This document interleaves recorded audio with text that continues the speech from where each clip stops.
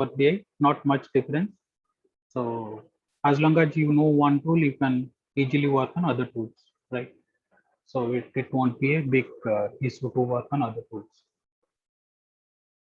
Now, lot of kind of, I think most of you have taken analytics as your specialization. And that is always a debate, right? And some of you might be from engineering background, right? What kind of role you need to get into, which kind of software you need to learn, right? Right now, or most of you might have done certain courses on Python or Tableau. Someday somebody will talk about, array, you have not learned Peaks or Hive or Spark, you cannot be a data scientist, right? So a lot of questions might be there around it, right? That is something, again, you have to ask yourself whether you want to get into business side or business aspect or the engineering aspect, right? So if you look into the left side of the screen, right, at least when I was graduating 10 years or 15 years back, there was nothing, though, like, I'll not say that machine learning or artificial intelligence engineers were not there, but it was again very in nascent stage, right? People used to talk about those roles, very few roles were available. Most of the roles specific to business intelligence analyst and business analyst or business intelligence engineer, right? What is the basic difference between them, right? Can anybody knows what does this left side of role business oriented guys does and what side this engineering oriented guys do?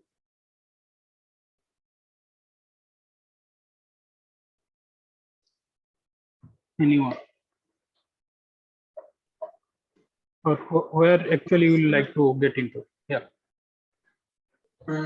In the engineering oriented and the business oriented difference is the business oriented persons more on to how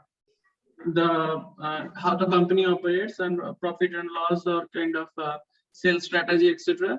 But the engineering oriented persons are like more into mathematical and predictive modeling.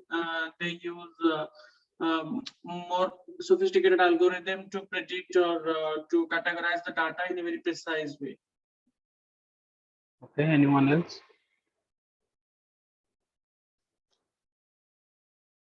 The business-oriented people, they don't go into hardcore programming, but the engineering people, they do they make softwares and they work with all the data, like they develop that. And the business-oriented people, they manage that, and with those softwares they use in their domains. Okay. Any other answer?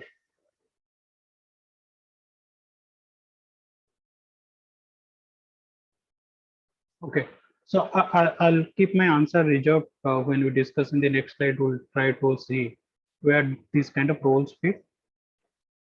This slide basically shows which are the areas you should focus on based upon your interest areas, right? Sometimes there will be roles in data analytics, sometimes there will be business analytics, sometimes there will be on business intelligence, right? To be honest, there is not much difference, but if you search on internet, there are many sites which provide detailed difference. It depends upon company to company, right? Same role, same job description, people might take it as a business intelligence. Some people might take it as a business analytics or business analysis role, right? Talking about the kind of role, how it has been changed over the years, right? Earlier, what used to happen, like there used to be like mostly dependence on SQL. And in case some of you like really want to get into analytics, right? Unfortunately, I'm not sure whether SQL got introduced this year. I was planning to introduce it, but due to certain personal issues, I could not start a course on that. But you must learn SQL, right? In case some of you want to get into analytics, SQL will be useful everywhere. If you talk about any analytics role, SQL will be always useful. That is the basic minimum thing. Like Microsoft Excel for any MBA grad, SQL need to be learned by anyone who want to get into analytics. So the role has been little bit, you think about the emerging trend, right? People are talking about data analyst, data scientist, machine learning, product manager.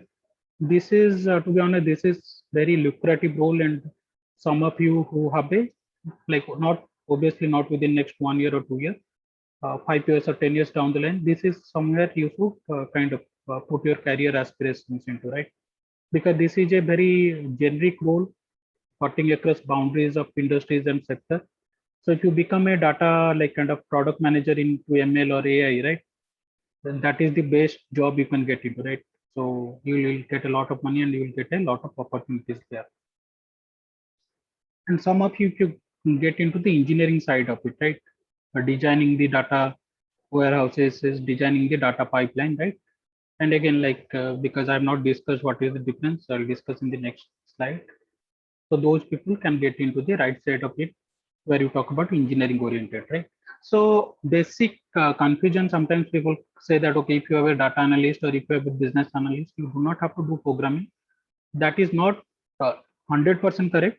But yes, in most of the organizations, if you, as long as you know either Tableau, Power BI, or any of the data visualization tools, Excel and SQL, right, you are good to apply for those positions. But it is always good to have a knowledge on R and Python, right? Those are the upcoming areas, because those are open source. Lot of companies are venturing into that, right? Because a company want to put investment in data visualization, they have to put a licensing fee for Power BI or Tableau, right? But if they can get Python like developers and some business analysts or data analysts who have a orientation towards Python, right? They need not have to invest that much amount of money. They need not have to pay that much licensing fee. So many companies, many startups have started using Python and R. So I'm not telling you need to have a expert level of knowledge, but at least you should have orientation that how this code works and how these things get designed, right? So at least basic knowledge should be there. So this is where like kind of people see into the right side of it. Few basic things are required: statistics and data analysis, which we had covered in BRM or your QT subjects. Microsoft Excel, that is the minimum thing you need to know. And data visualization, right? No matter what kind of role you get into, whether data analyst or a data scientist or a kind of a BI analyst or a BI engineer, right? Data visualization will be useful everywhere, right? Not necessarily only for the engineering role or engineering or a business role. How do you differentiate between these kind of roles? Let us try to understand it. Okay, before that, I just want to share, because there are not, I do not, my intention is not to show that Tableau has a larger market share, but it is other way around. Just see the large circle, large black kind of figure, right? So Tableau, Power BI together around 25% of the market share. And if I take others, around 60 to 55% of the market share by lot many different tools. Each one of them might have 1 or 2%, right? So it is not possible to learn all of them, right? And you will not able to remember all of them. So basic idea is, if you remember 1 or 2, right, the most important ones, Tableau and Power BI, right, you are good to go. Most of the other softwares use the same kind of design as Tableau and Power BI, right? So that should be in your KT, at least whenever you are applying for a data analyst or business analyst role. So here comes the difference, or where your roles basically kind of get separated, right? If you talk about a data scientist, right? Data scientist, so if you take all of them, somebody who has a overall orientation, overall knowledge of how everything works, right? Very good in statistics, very good in data modeling, right? So he will be aspiring for a data scientist. So it is not that, okay, I know everything and tomorrow I'll become a data scientist, right? I need to have at least 8 to 10 years of experience in that domain to become a data scientist. So if you look into the data integration and data preparation, right? This is somewhere your data engineers work, right? Data engineers are business intelligence engineers. So why that engineering domain? Because here your major role is to access the data. It can be structured or unstructured data. Make sure that you have databases to store that data, and make sure that that data can be sent to the next downstream data analysis or data kind of visualization software, right? as a data engineer, your role is to make a data pipeline or a data architecture or a data a kind of a warehouse where you can store data. Data can be extracted, transformed, loaded, that ETL activities, right? So most of those activities being done by data engineers, right? And that is where your engineering role comes, because you are managing the databases, you are managing the workflows, right? You are managing the systems as such. Most of the times you need not have to manage physical servers. uh, Either you have a AWS account or a Microsoft Azure account, and you are managing the data flow through those accounts. So data engineer activities or business intelligence engineer activities are like most of their work or job description is managing the data inflow, storing the data, and sending it forward for data analysis and data visualization, right? Again, it is not that all. So I'm just talking about at least 70 to 80% of the job description, right? Then when you talk about data preparation and data visualization, right? Here, depending upon the complexity of data, right? If it is a small company and they just want to understand the number of visitors into their website, number of products sold, right? Or it can be as complex as Amazon's website, right? They want to promote their product, or Netflix. They want to promote different kind of content to different customers, right? It can be as complex as that. Depending upon that, you will have additional roles. Here, majorly the data engineer, sorry, data analyst or business analyst will be working. So what is the basic difference will be there? So data analyst is somebody who is working in an organization, something like a data analytics company, working in different business problems. Today he might be working on a banking kind of a project, working something for a State Bank of India. Tomorrow he might move into a healthcare project, right? In most of the consulting companies, they do that. Business analyst will be mostly focused in particular business areas, right? If you join a banking, you will work for 3 to 5 years as a business analyst or a business manager, uh, data manager in a banking company, then move forward from there, right? So if I compare the roles or a kind of a between a data analyst and a business analyst will have a much more functional knowledge. So if I say that, okay, he is working as a business analyst in HDFC or HSBC, right? So he will have all the knowledge of rules and regulation of banking domain, right? So again, so his career will be mostly moving into banking domains. But if you talk about a data analyst, right? Data analyst will have a T-shaped knowledge. He sector-wise or industry-wise will have small silos of knowledge of different sectors, because he might or she might have worked on healthcare for 6 months or 3 months, then might have moved to a banking project, right? But he might have very good tools like R, Python, your data Tableau or Power BI knowledge or SQL, right? So that is where the differentiation comes. If I compare this to simply, business analyst will have much more functional knowledge. So it doesn't mean that he should not be good in software, good in these kind of tools. But the importance or the important aspect is he should have a very good kind of coverage of those business aspects. Like let's say credit risk modeling. Somebody wants to do a credit risk modeling. Right now, COVID has happened, and some banks are revamping or rethinking what should be the credit limit of each individual customers, because some of the customers have lost their jobs, lost their businesses. So now how to think about how to create what kind of matrices, on what input parameters you will design or you will create a model, right? So that is where somebody business analyst, somebody who has a knowledge about that business, how credit risks are identified, what kind of logic, what kind of knowledge you require to do those kind of modeling. So that is where a business analyst will come into picture. Okay, we need to create or get or arrange this kind of data set. We need to get this kind of input to create our model.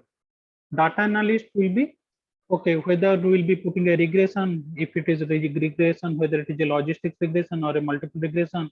If regression doesn't work, whether we have to get into some other tools, right? Whether we'll first do a clustering, then move into regression, or we'll first do a regression, then get into clustering. So that kind of intelligence or that kind of expertise will come in. Again, it is most of the time trial and error. There is no correct way to do it. based on your experience, how quickly you are able to do it, you'll be valued accordingly. So that is where a data analyst role lies. But in most of the companies, they might kind of switch. They might be looking for somebody as a business analyst, but they might have given a job description of data analyst. So that's why I don't worry about those areas or kind of names, whether it's a data analyst, business analyst, or business intelligence expert. The main idea is whether you can analyze certain data set and kind of create visualization, present those insights, right?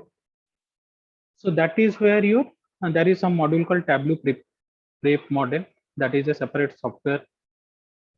Then I have talked about Tableau desktop, which we will be using.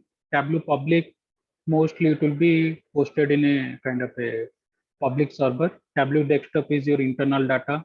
So most of the companies will be using Tableau desktop, right? Tableau public is basically we do not want to, and it is a public data, we can work, anybody can access it, right?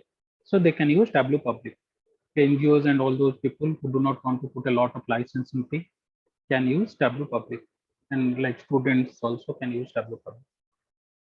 Then how those, once you create those insights, sometimes what happens, those details might have to be hosted in a website, might be internal website, internal web portal, or a external website, right? Think about World Bank, think about any kind of organization, World Health Organization, right? Right now they might have a COVID dashboard, and I think the WHO dashboard was created using Tableau. So that need to be hosted, that need to be shown in a web server or a web portal, right? So that is where your Tableau server will come into picture, whether you can host it through a public server or you might pay certain licensing fee and use Tableau server, right? Some part in your Tableau desktop also there is a linkage to Tableau online, right? You can directly through this course I'll provide you that link, and you can put your assignment, put your whatever work you are going to do, right, in that Tableau online mode, right? So anybody with a access can use that. So think in this way, you created a data visualization, right? Rather than showing or sending through email, right? You can host it in a website, right? And anybody, if you provide that link, they can publicly access that data visualization, right? Then in some cases, if you want to, like, it is again not for us. Sometimes you need to give the access only, like they can just only view the dashboard. They cannot edit the dashboard. In that case, you need a Tableau reader. So Tableau reader means they can just view the Tableau file, because licensing fees are different. So not for us, because we are using Tableau desktop. In some cases, what happens, out of 1,000 people in the organization, 900 or 90 people just want to see the dashboard. For them, they need the licensing of Tableau reader. The rest of 10 people who are business analysts or data analysts will be actually working on data visualization. They need a licensing for Tableau desktop and Tableau server, right? So that is how different packages, different elements of Tableau has been designed. Our focus most of the times will be on Tableau desktop and to host it in a Tableau online mode, right? Any questions on this?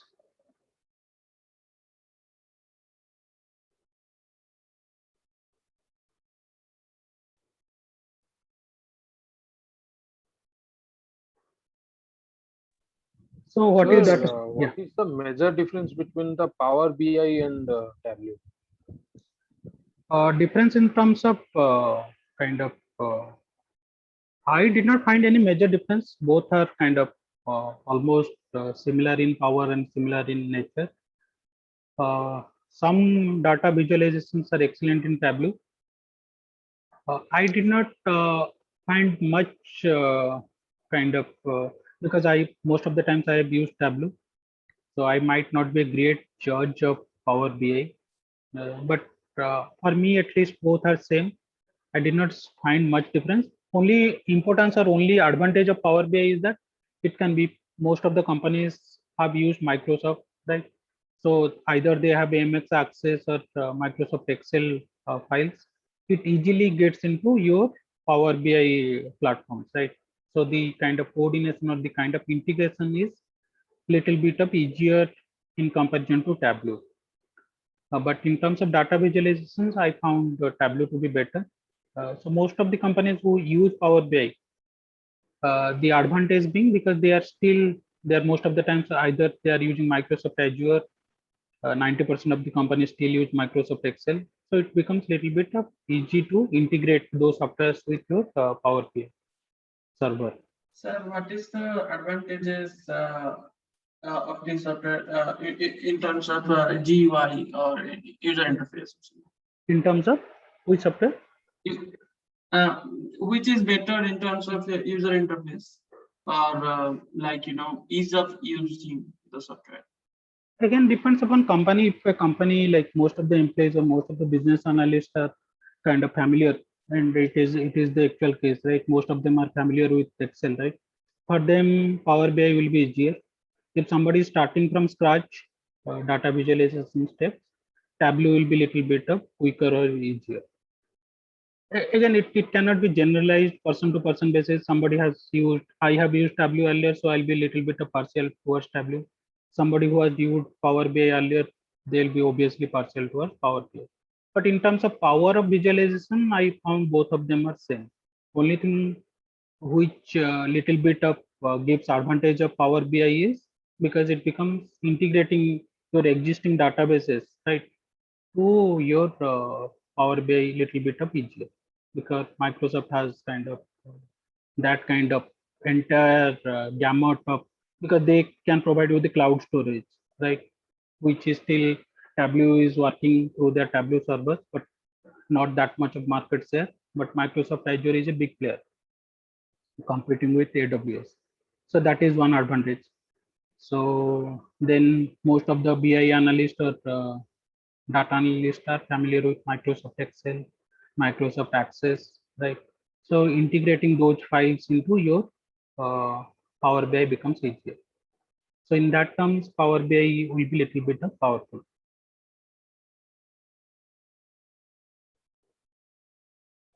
Does it answer your question?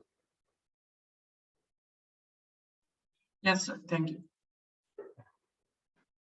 So the main idea at the end, so if I look into the data pipeline, right, we have structured and unstructured data, then we get into our like wherever we are storing it, then analyzing it, then showing it either internal data, internal might be through a report, might be through a simple visualization, or we might be putting that into our websites, right?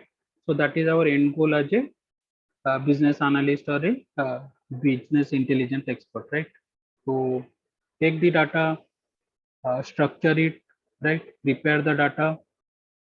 What is our business intention, right? What does the company management wants to see, right? What are the elements should be in the business dashboard, right? Those things we need to decide and accordingly put that into our website. Not always into website. Sometimes it might be got into a regular monthly report, monthly information systems, right? So that is the role of a business analyst. So the major part I have highlighted, a good visualization tells a story, right? So that's why, so in Tableau, they call it as a dashboard, and a collection of dashboards is known as stories. So at the end, what is your business intent? Why are you creating data visualization? It is not only for our sake, right? There will be audience who want to see that. There will be management people, there will be higher management. They want to get certain insights out of it, right? So that will be your larger viewpoint. Why are you creating that data visualization, right? Then visualization mapping, whether that visualization is a static and interactive. So Power BI, Tableau, those are very good in providing a dynamic dashboard, dynamic visualization. Excel, it can be done, but you need to have certain macro knowledge to create that kind of dynamic, where in Tableau and Power BI, it is just a drop-down menu, right? You need not have to know macro coding, or you need not have to write anything. Little bit of maybe 3 or 4 lines. Then what is your intention, whether it is exploratory or explanatory, right? At the end, you provide, okay, these are my insights. So that is explain why our sales drop, or why our number of consumers have decreased, right? So that can be something called explanatory based on the data set, or you might keep it as a exploratory. The audience, right, they can explore the database, sorry, not the database, the dashboard, right, and can see for themselves. the audience in the sense of higher management, and they can find inside come. So in that case, you have to put additional filters. So they want to understand region wise sales.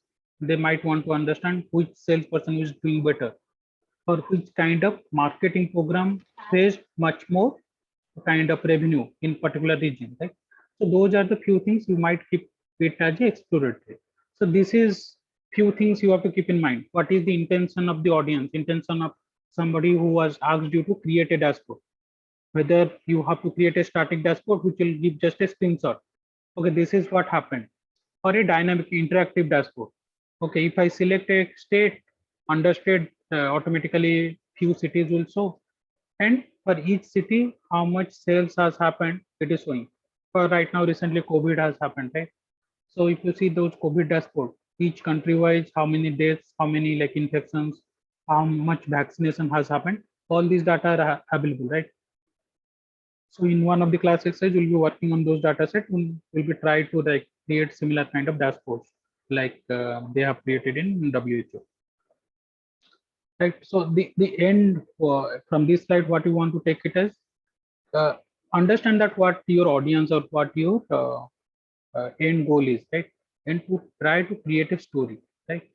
Try to create a structured way that for each of your those 5 or 6 presentations should be structured in such a way that at the end it is showing a story. Somebody is really interested to see that. Then which kind of presentation, if you are sending through a report, right?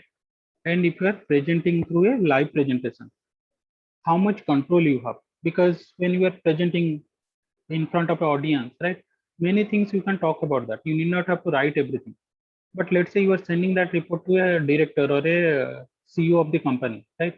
You are not in front of that person to present what actually their data means, right? So in that case, you have to put certain text. So that is important. What kind of communication channel your data visualization have?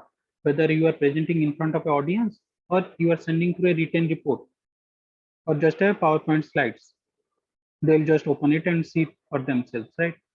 So if you are presenting on your own, you might skip certain text and you might present during your presentation. But when you are writing or your visualization is part of a report, make sure that proper texting has been done. Don't keep it like that. Okay, everybody knows this is a dashboard for sales figure, so I'll not write that. Okay, sales and all those things, right? So make sure that all the information is available in the visualization itself, right? So level of detail need to be detailing need to be higher in case of while you are sending the written report, right? While somebody is reading your report or reading your presentation. But if you are presenting on your own, then obviously you can skip few details. I think some of you might have gone through this kind of this I have taken from some other courses. So can anybody just looking into this data, few observations, any of you?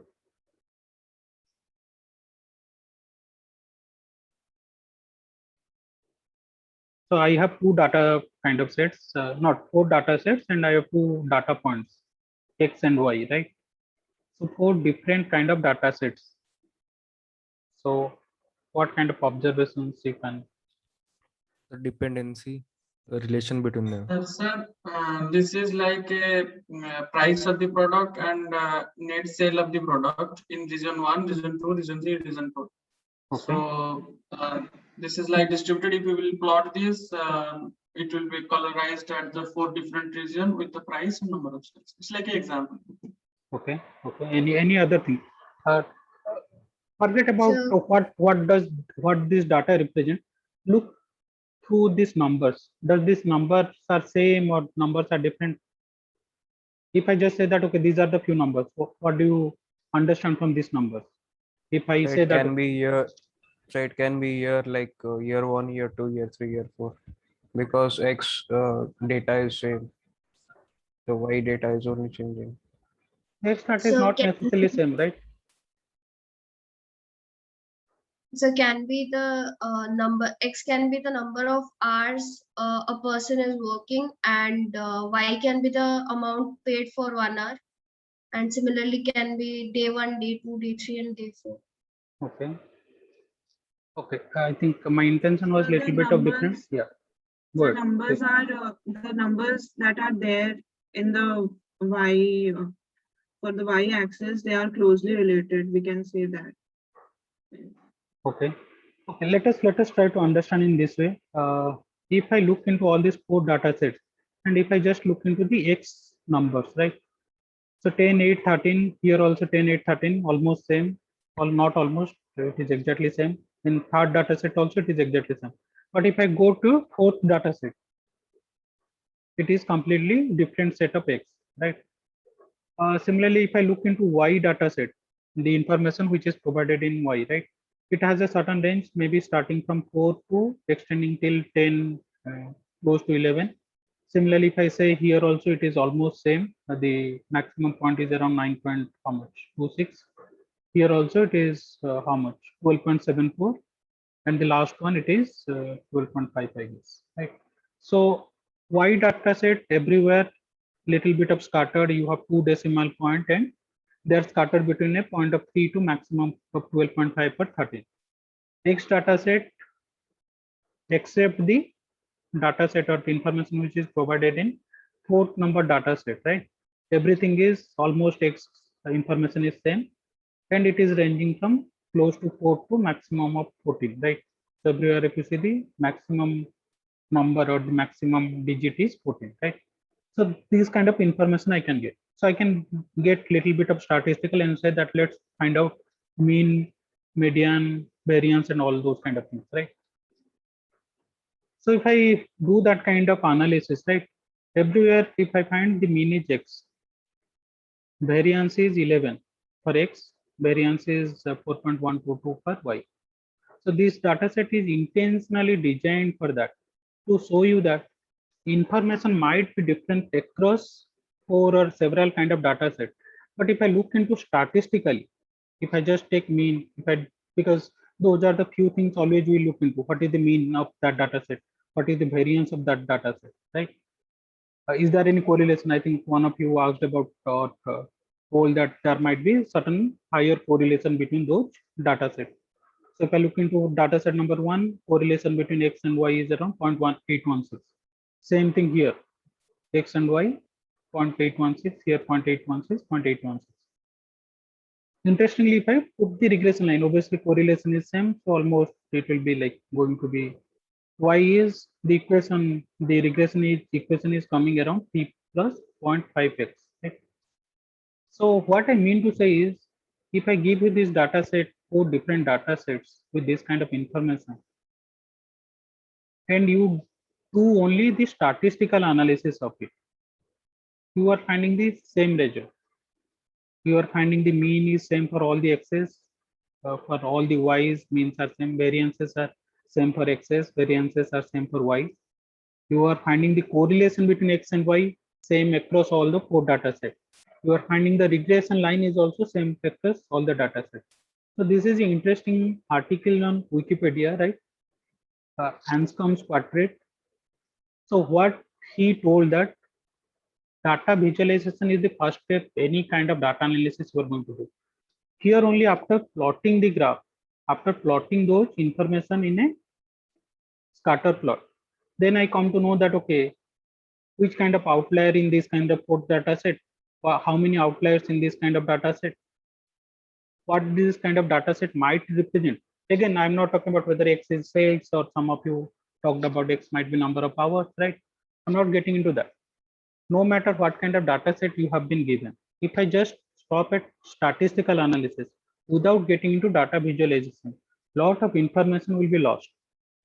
I might have a same kind of regression lines, but unless I visualize it properly, so this might be a seasonal sales, or this might be a, so here if you see there is a outlier here, if I remove this outlier, it might be some different equations I might find, right? So that kind of situation only will arise as long as if I can plot it, I can see those data, I can see those information visually. So it is not a kind of a okay, you might do it data visualization if time permits. It is kind of a necessity. No matter what kind of information is provided to you, you might be given to carry out a regression or carry out a decision tree. At least first do a basic kind of data visualization step to understand what kind of information you have been given. Are there any outliers? What kind of trend it shows? What kind of trend the information or the data shows?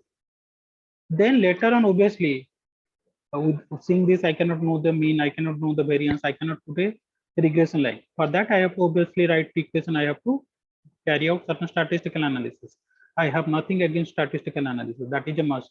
But before that, please do carry out data visualization. Anytime I am giving you any data set, try to understand data visually. Try to see what kind of information is provided. Right. So this is an interesting article in Wikipedia. Some of you might search it and read it about it. Why data visualization is important, and this kind of information is provided in an Anscombe's quadrant. Information statistically looks like same, but visually are different. So that is the intention of this type.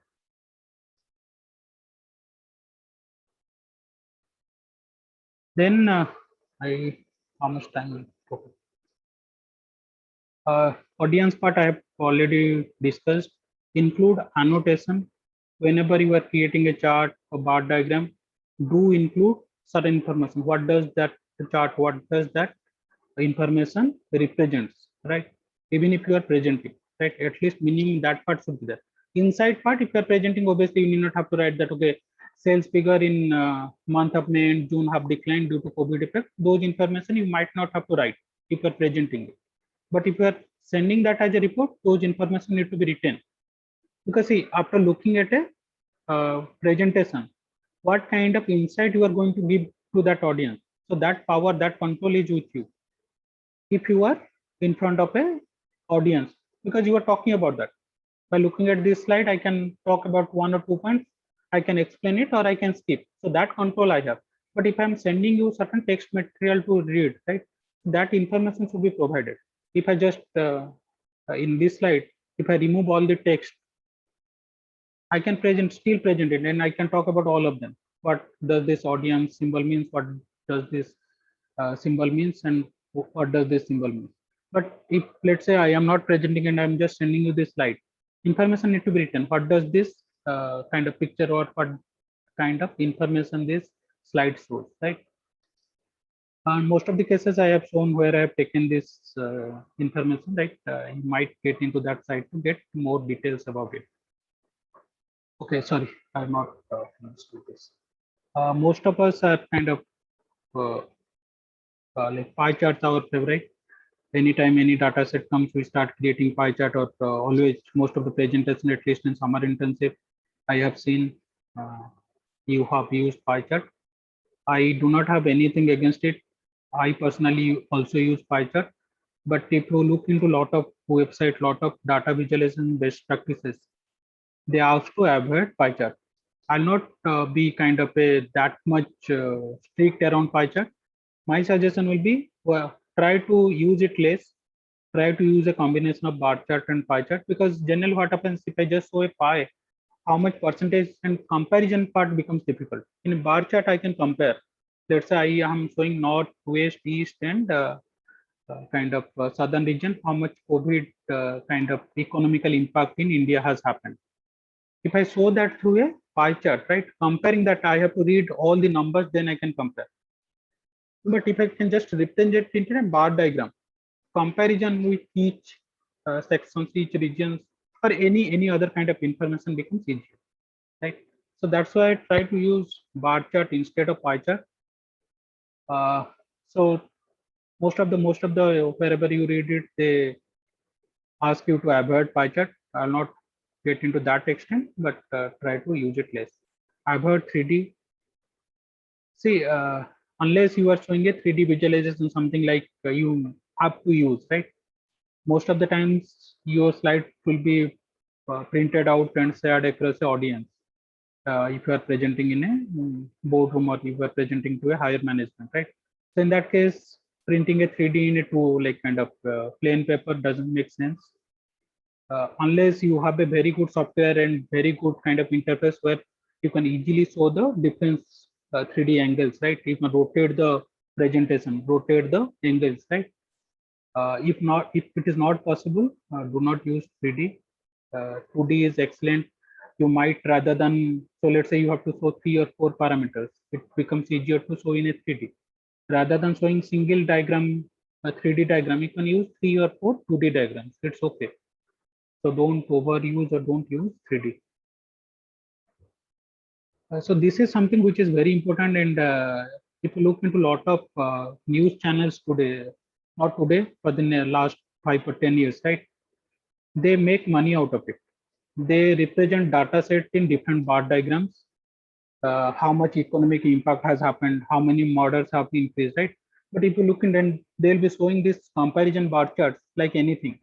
But if you look closely, in some bar charts, origins won't be 0. So in some figures, it will be showing like they can show like, let's say last year 200 deaths has happened in one area. 5 years back, that used to happen 2000 deaths. But by changing the origin, by not keeping the origin uniform as 0, starting from 0, they can show the same 2000 as 200. Because see, we are all like, most of the times we do not read the numbers. So we'll see the same bar chart and we'll say that, okay, the numbers are same, or the number of deaths are not increased or decreased, or whatever may be the reason. So the main point is that whenever you are presenting something, right, make sure that you have made the origin 0. Starting point is uniform for all your presentations, right? So this can also intuitively make very large difference, because if you see the left side chart, the graph is starting at point of 60. In the right side, the same thing is represented. But if you will see the left side chart at a very blindly, you will say that, oh, there is 3 times more. But it is not actually 3 times more. Exactly. And that is where, if you see, most of the news channels play this kind of game. There will be actually business analysts or data visualization experts working on that, but they use it negatively. So what Omkar was just suggesting, if you show the left side of the chart, the difference of like whatever kind of information is shown here, right? The first bar shows around 75, second bar is 65. But if, because they have kept the origin as 60, right? It seems like, because most of us will skip the what is written in the axis, or where does the origin starts. Array, the like number of kind of whatever information. Number of jobs have decreased by 3 times. Number of job available is 3 times less. Something like that, right? But if you see the number, if you compare the number, if you keep the origin as uniform as 0, right?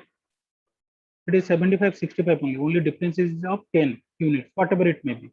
Number of reduction in jobs of 10 lakh units or whatever it may be. So that is where, if you see most of the news channels, whenever they present news, even in the some of the newspapers, right? They show this kind of data, and most of the political campaigns also, there will be this kind of data manipulation. Unfortunately, there is nothing against it, right? Because this is not something illegal. You have to be careful reading this kind of information on internet. Suddenly, like Omkar was talking about, if I look into the left figure without reading the information, what is in the axis, I'll say that, okay, there is a 3 times gap, right? So that is something which you need to be careful about, not only as a data analyst expert, but as an audience also, right? What you are reading into, right? Most of the times misinformation is circulated on media, on news channels, only showing this kind of information. Make labels easy to read. Try to put labels, try to, like I said, wherever you are creating a bar diagram of which kind of information you are showing, put that label. What does that information mean? Try small multiples. That is where I was coming, because sometimes there will be restriction, like for your summer intensive presentation. Some of you, like who are in my panel, were asking like, because there is a slide restriction of 5 and or whatever 8 slide, how to present that kind of see, there is always a way, right? You can make it very complex. In one slide or in one chart, you can show a lot of information which is not readable, right? Or you can make the sizes smaller. The same complex data you can make into small chunks, and in the same slide you can structure it in a such way that it is providing lot of information, lot of insights, right? This is what it means. Most of the times what happens, there will be always a restriction on number of slide or number of pages we have to show or we have to present, right? So got into, okay, I'll show everything in that chart, I'll show everything in that slide.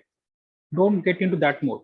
Try to see that what I need to present and what I can remove from my slide, and whatever information you need to present, right? Show that in a slide in a structured manner, rather than showing one complex chart. So 4 different charts, 4 different diagrams. That is okay. Then you can explain, like you can use animation, one by one all those charts will come, so that it becomes visually appealing, rather than showing a one complex chart or diagram, right? Use maps carefully. So this is little bit of interesting, and when we actually do in Tableau mapping, right?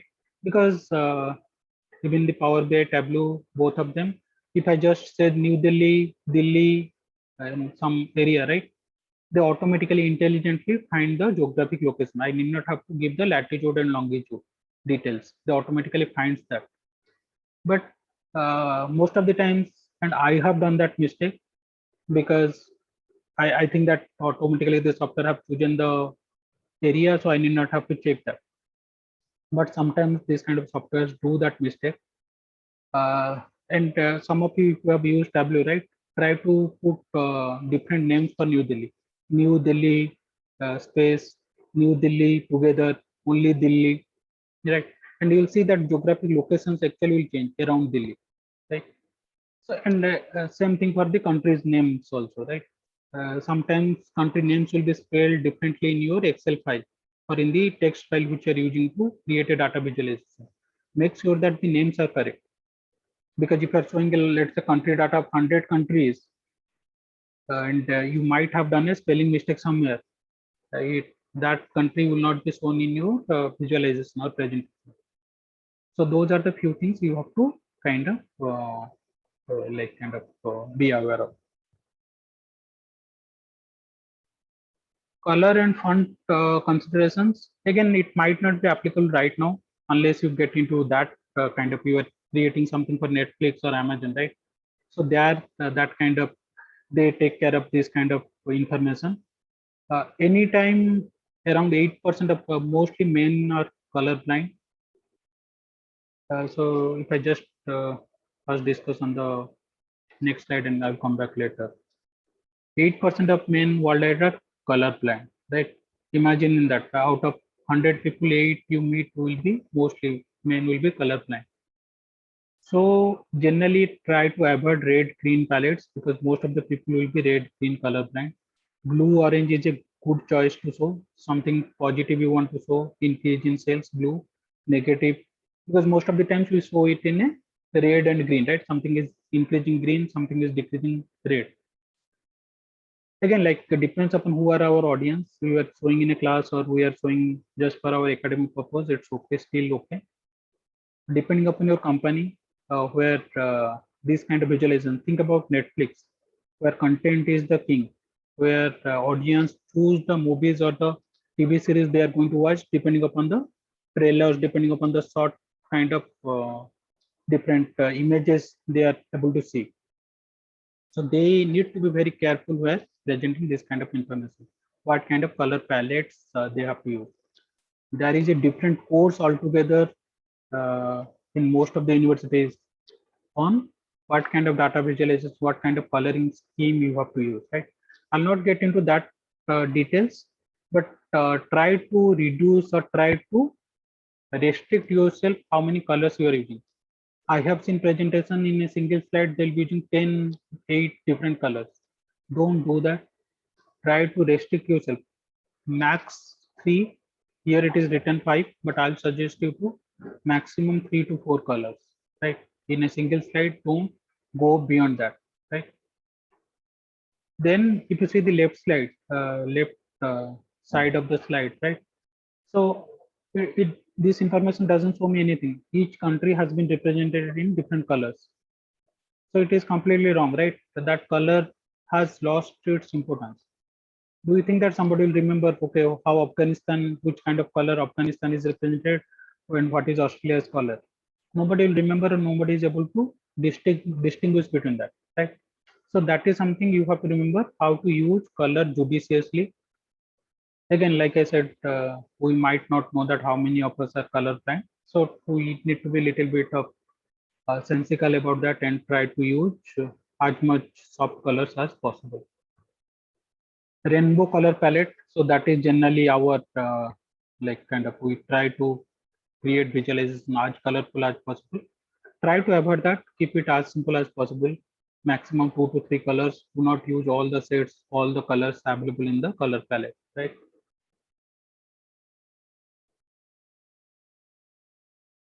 For color for quantitative data, color intensity and diverging palettes work well, right? To show certain comparisons, like I said, rather than showing green and red, you can show something called blue or orange and a kind of distinguish between them, where the like the sales has increased and where sales has decreased.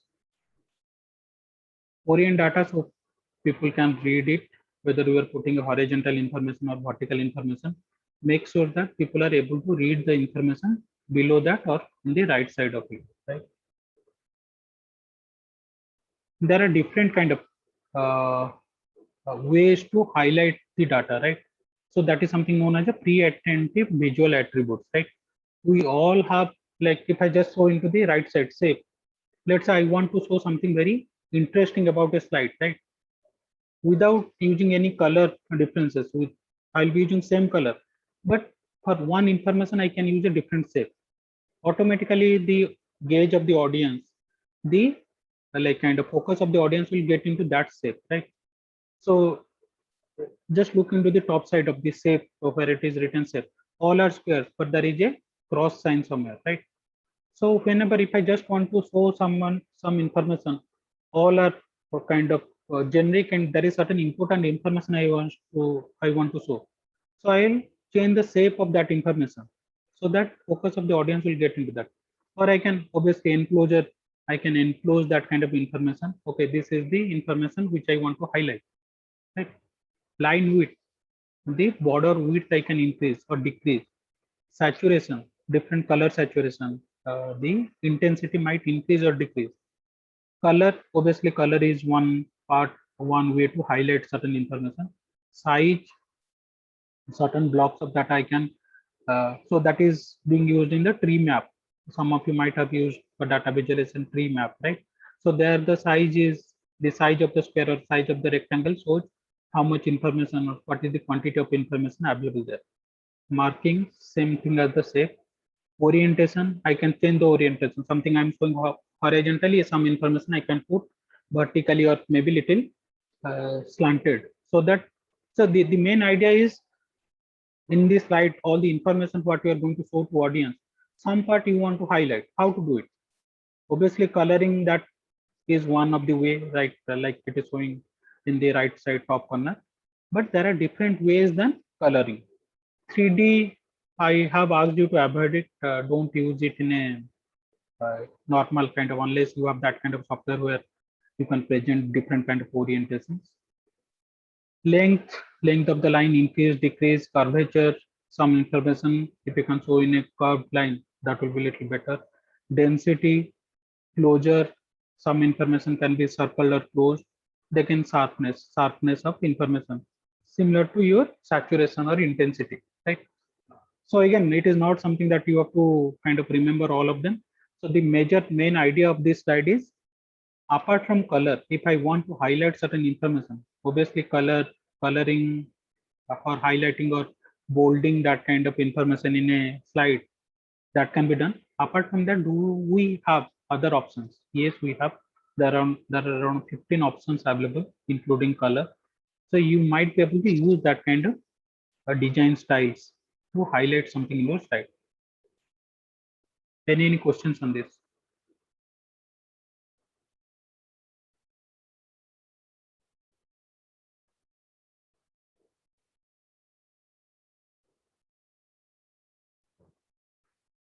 So while creating dashboard, and this will be useful when actually we create a Tableau dashboard, right? What are the 5 key elements we have to remember while creating a dashboard, whether it is Tableau, Power BI, or any other, if you are creating using Excel only, right? Most important views goes on the top or top left, right? So you want to focus something, attention of the audience on something very important, right? Try to keep on the top left So if like 2 or 3 slides or 2 or 3 charts, all the top part of your, obviously whatever you are putting in the dashboard need to be important. Out of that, whichever is more important, you can put on the top part of your slide, right? Legends go near the views, whatever you are providing, right? All the legends need to be, obviously that already we have discussed. So what information you are providing near that, the legends or the whatever that information bar chart diagram, what it suggests, that need to be written. Avoid using multiple color schemes on a single dashboard, right? If you see here, it is only 3 colors, right? Only one gray or the like monochrome, and other 2 green and like little bit of orange, right? And obviously the dimension of, use 5 views or fewer in dashboard, right? Whenever you are creating a dashboard, whether in Tableau or any other software, right?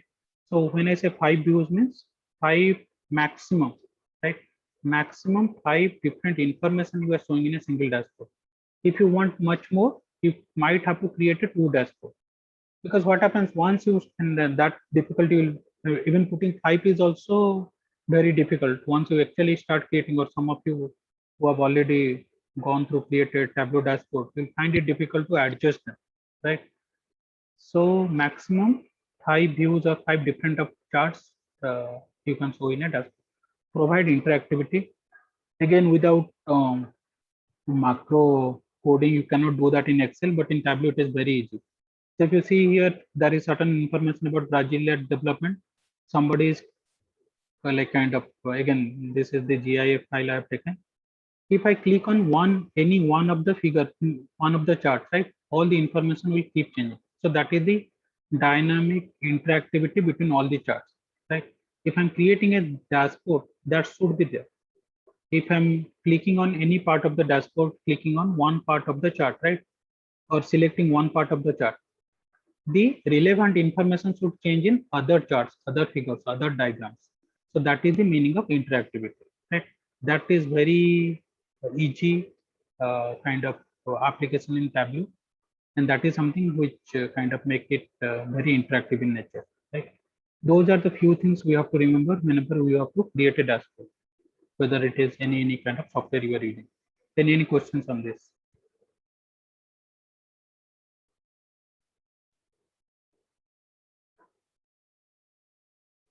Yes, yes, Abhi.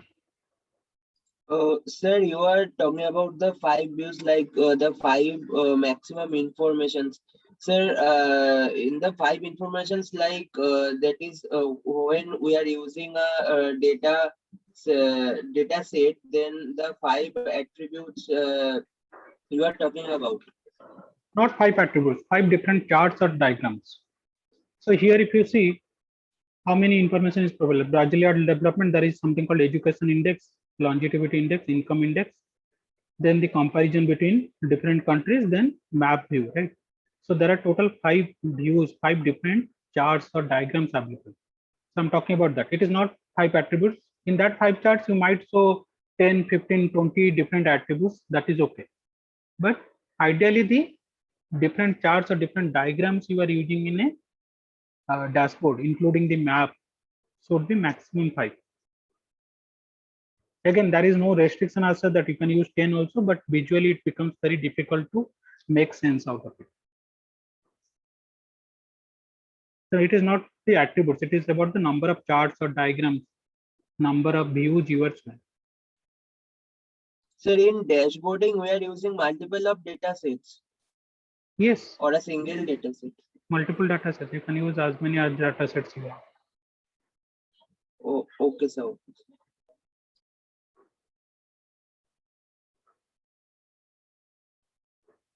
So if I want to summarize whatever we have discussed so far, determine the audience, decide what to display, choose the data, create the visuals, share the information, right? So determine the audience, like I said, whom you are presenting. If you are among your colleagues, your only immediate manager, the information provided will be different. But if you are sending the report to a higher management, director or CEO level, right, the presentations will be obviously different.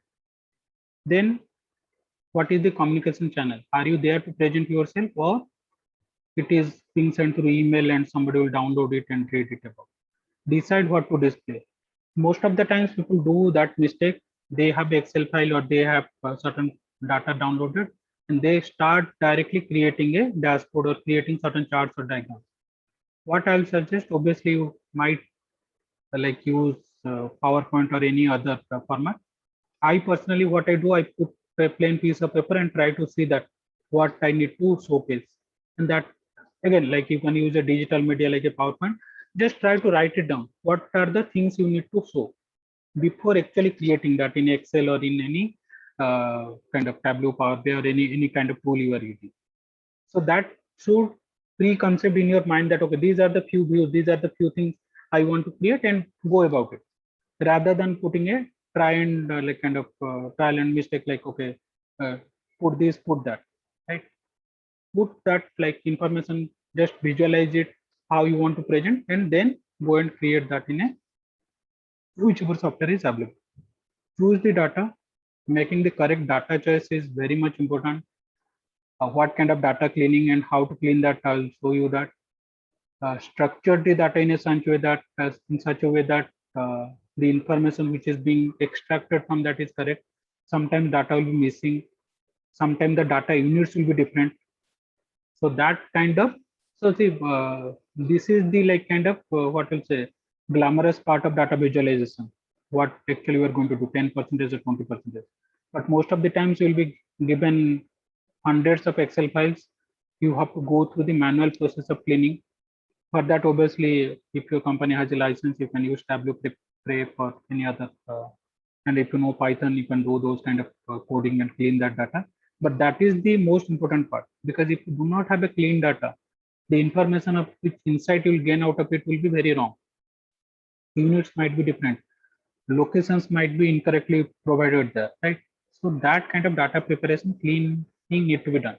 So you have to understand whether somebody has provided you a clean data or whether you have to do it on your own. For smaller companies, data analyst or business analyst means they'll be doing everything from data engineering tasks to data analyst and presenting it. Bigger companies, somebody else might be doing that for you. Create the visuals. Create the visuals here means create it, test it, because most of the times what happens, it might very well work in a kind of a dummy server, right? But when I send it to a production main server or a main website, it might not work. There might be certain interactivity, integration issue, right? So whatever visualization you are creating, and that is where I asked you to use as much as colors use as less as many colors possible, right? Because what happens when you are using in your own laptop or desktop, it is loading very quickly, all the information is available. But when actually you have sent it to a link into your website and it is showing in your website, it is taking 30 seconds to load the visual, load the information. It becomes very difficult. Nobody will wait 30 seconds to read through that information. Think in this way: if you have created your own website and you are showing certain information in your website or blog, and somebody visits your website and the image or the information takes 30 seconds to load. So that is something you have to keep in mind. How much time it takes to load the data information in the server, in the web portal where you are showing the information, right? Same thing if you are presenting in front of a live audience, whether that kind of you have created in Tableau, but let's say that is Tableau is not available in there. How to show that, right? So at least that kind of pre-check you have to do, right? While creating the visuals, what kind of platform will be available to showcase that visuals, right? It is, again, it is not only for you. You are showing that in front of audience, or you might be sending that file so that, let's say, your whom you are sending, that person doesn't have access to Tableau. So you might have created an excellent visualization. You might put it in your like LinkedIn, but somebody who's opening and doesn't have access, right? So it is of no benefit, right? Share the information. So that is where how you are sharing the data, whether your audience is able to see that data is much important, right? And those are the few things. And not only for the class, right? Obviously in class I'll provide you the platform and where you can upload the data and I can see that. But in actual corporate environment, that is the biggest difficulty. The audience will be not kind of closely like in same place like you, right? He might be somewhere else. It becomes very difficult if the platform they are using and platform you are using are different. So that is somewhere you have to keep in mind. So in conclusion, identify your audience and context, find the story in data. Again, there is no best way to do it. Each one of you will have different ways, different expertise to show the data, right? Some of you will do it in very excellent way. Some of you might struggle to do it, but again, practice makes it better. There is no nothing like, okay, I have reached that and there is no better way to do it. Always, you can always keep improving. Build your visualization sketch first. So that's what I was talking about, right? Before starting any kind of data visualization project, take a plain piece of paper, and if you do not want to use piece of paper, put it in a PowerPoint, right? Put it in a Word file. What actually you need to show, right? Just write it down. Then start to do it. Disseminate, share, and use. How will this visualization will be used? What is the ideal format? Whether it is a PowerPoint or whether it is a Tableau server or Tableau online, or whether it is just a written report, right? So those are the few things we have to keep in mind. So this is where I'll stop for today. There are certain other additional, okay, no, there are two things I just want to show. Which is good, which is bad out of these two?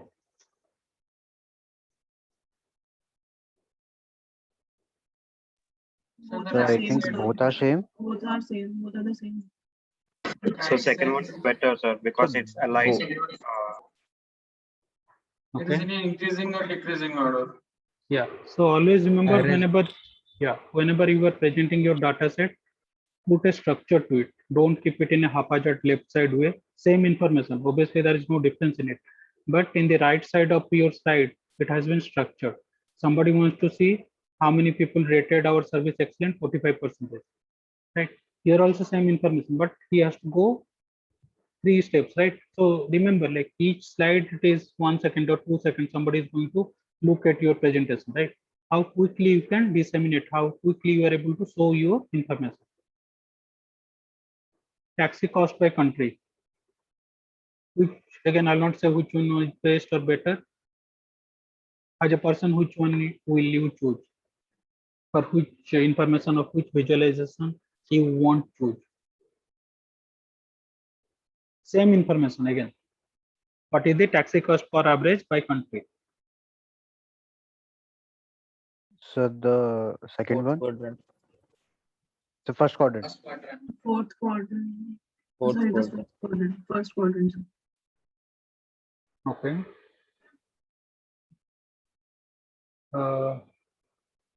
Why first quadrant?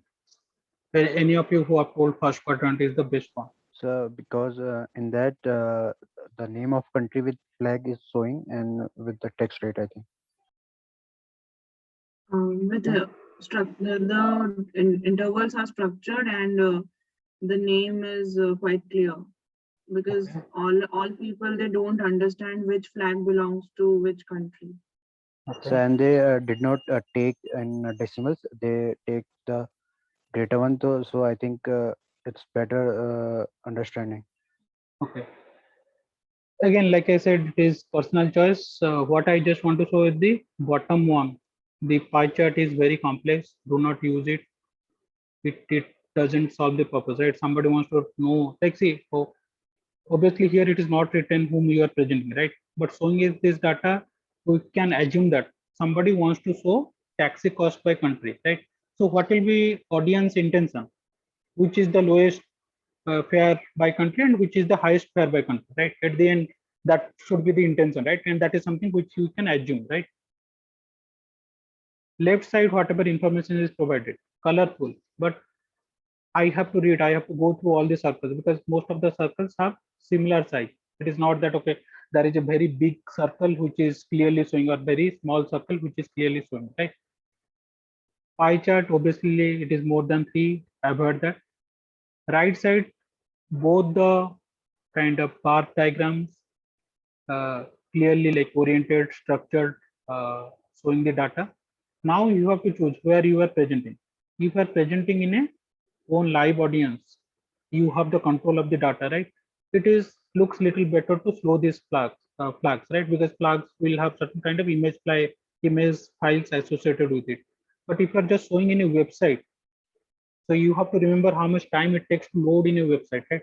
Because as a business intelligence or a data visualization expert, those are the few things you have to keep in mind. Who is looking into your file? Who is looking into your visualization, right? Where you are presenting it. If you are presenting in front of audience, the top one might be the better choice, right? Because the flag ones are available and you have the control, right? Because it will be part of a PowerPoint. But if you are presenting in a, so if you see a lot of excellent website, they do not use lot many of color combination, less images. Though we have a 4G connectivity in most of the places, it still takes few seconds to load all the images. Just imagine there are, I think, how many 10 or 12 countries, right? So to show all the so otherwise what will happen? 3 images would have loaded and 9 images missing, like that. Some information will be shown, right? Which is very bad to showcase in a website, right? So that is where I told you to remember where you are presenting your data, whether on a live audience and you have lot of control, or through a kind of a web portal where many website visitors will come and look into your blog or look into your information, right? So that is somewhere you have to again make the choice. But left side ones do not use, at least in this context, because somebody has to spend at least 5 or 10 seconds to go through and find out which country has the highest taxi fare cost. And obviously the bottom one, the color combination is bad, and that are lot of colors in pie chart. It doesn't make any sense, right? Okay, I'll stop here. There are around next 8 or 10 slides. I'm not going to go through it. Basically, it just talks about different kind of diagrams, different kind of charts.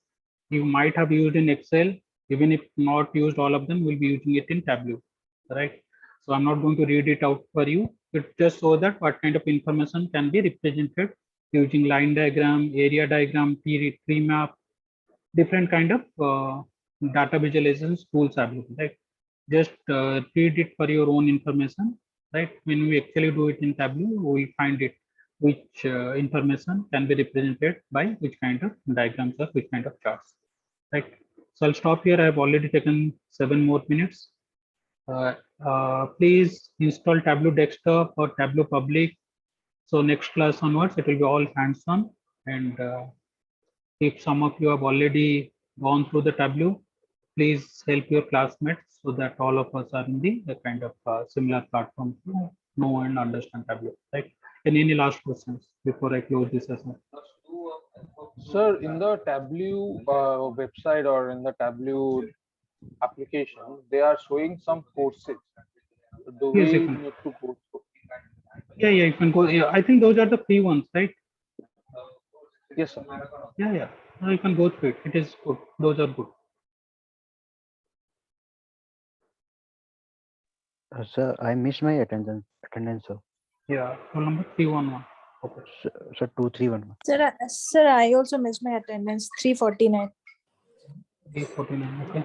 Anyone else? Sir, 309. 309. Okay. Anyone else? Okay. Chalo. If there are no questions, we'll meet next week. By then, please install Tableau. So we'll start the first lesson on Tableau on next week. Chalo. Thank you.